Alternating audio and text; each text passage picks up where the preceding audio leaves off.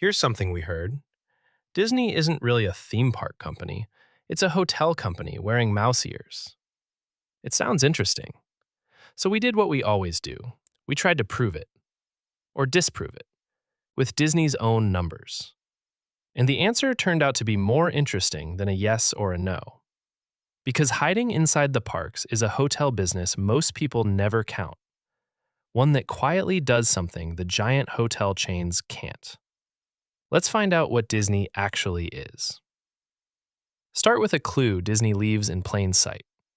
Open its annual report, and alongside theme park attendance, you find this: hotel occupancy, available room nights, per room guest spending. Those aren't theme park numbers. Those are the exact metrics Marriott and Hilton report, the vital signs of a hotel business. Disney tracks them because, internally, it runs one. And one of those numbers keeps climbing. Per room guest spending, what Disney pulls from each occupied room, has risen year over year. That's not a company that happens to own hotels. That's a company optimizing them like a hotelier. There's another tell. Disney prices its rooms like an airline prices seats. The same room costs more on a packed holiday week than a quiet Tuesday in September. That's revenue management, the core craft of every modern hotel chain, running quietly inside what we call the parks. So the question is fair. Let's test it three ways: by revenue, by how hard the hotels work, and by what Disney actually owns. First, the money. Disney breaks the park segment into where the dollars come from. Watch. Theme park admissions, the tickets, about $11.7 billion. The biggest slice. Point for theme park company.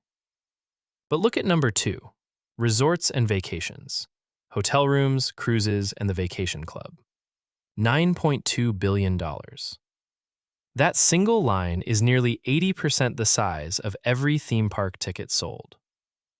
Now, the fair print. That $9 billion isn't only hotels. It bundles the cruise line and the timeshare business in with the room nights. So we can't call it pure lodging. But even with that caveat, there is a $9 billion travel and stay business living inside what we casually call the parks.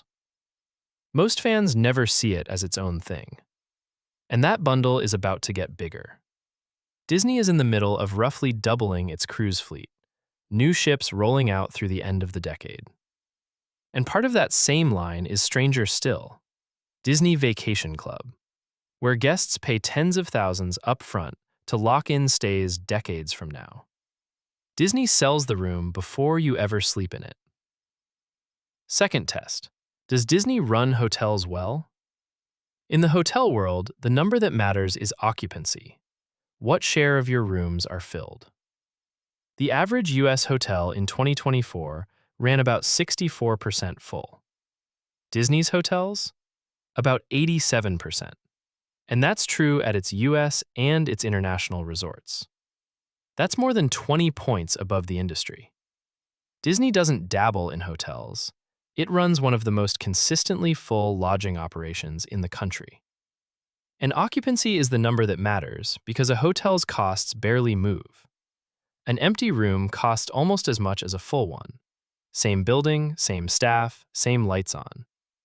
So nearly every point of occupancy above the industry is close to pure profit. Disney runs more than 20 points clear every night. And it's not just that the rooms are full, they're full at resort prices. A night at a Disney Deluxe hotel runs $600 to over $1,000, several times the roughly $160 average for a U.S. hotel room.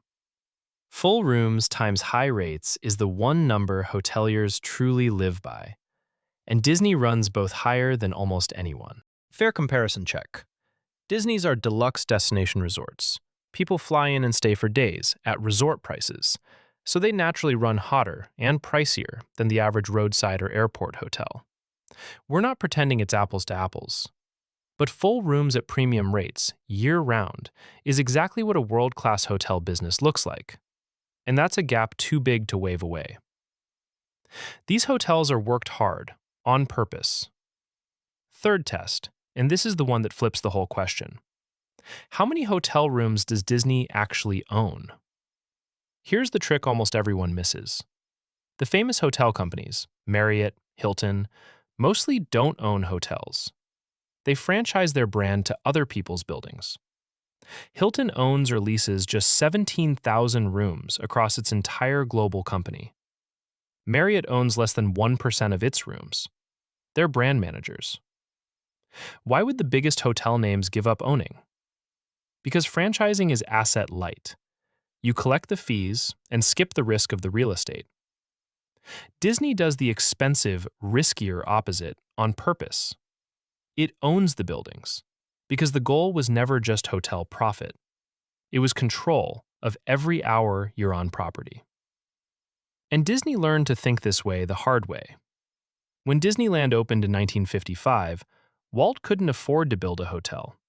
So he let an outside businessman build and own the Disneyland Hotel next door. It was a smash, and Disney didn't see a cent of the room revenue. It took the company more than 30 years to buy it back. Disney never made that mistake again. When Walt Disney World opened in 1971, it owned the hotels itself, and it has owned nearly every resort it's built since. Disney is the opposite. It owns its resorts. At Walt Disney World alone, Disney owns about 23,000 hotel rooms. Read that again. Disney owns more hotel rooms at one Florida resort than Hilton owns on the entire planet. Add Disneyland, Hawaii, Paris, and the cruise ships, and Disney is one of the largest hotel owners in the world, a title it never advertises. And the rooms are only the start. Disney owns the ground, too, about 25,000 acres in Central Florida, roughly twice the size of Manhattan. When we say Disney owns its resorts, we mean it owns the whole world they sit in. So by the test that actually defines a hotel company, owning the building, filling the rooms, Disney out-hotels the hotel giants. So, is Disney secretly a hotel company? Strictly, no. The tickets still out-earn the rooms, the lodging line isn't pure hotels, and nobody books the Grand Floridian to skip the parks. The hotel exists because the park does. And you might think that makes the hotels a mere cost of doing business, a place to park guests so they keep spending. The numbers say otherwise. This is a high-margin operation Disney keeps pouring money into. New vacation club towers, more cruise ships, fresh hotels at the international resorts. You don't expand a loss leader. You expand a profit center. But the truer answer is the one the numbers kept pointing at. Disney isn't a theme park company or a hotel company. It's a captive vacation machine. The park is the magnet that pulls you in. The owned, nearly full $9 billion hotel is how Disney captures your whole trip. Every night, every meal, every day you don't leave the bubble. And once you're inside, the machine is built to keep you there. Disney Transport instead of a rental car. Dining paid up front. A wristband that turns every purchase into a tap. The hotel isn't where the trip pauses. It's where Disney captures the parts of your trip the ticket never touched. Remember last episode? The parks are Disney's profit engine. This is why that engine runs so hot. It isn't just turnstiles. It's a world-class hotel business most people never knew they were standing inside. The claim was, Disney is secretly a hotel company. The verdict? Not quite. But it owns more hotel rooms than the companies that are. And it runs them fuller.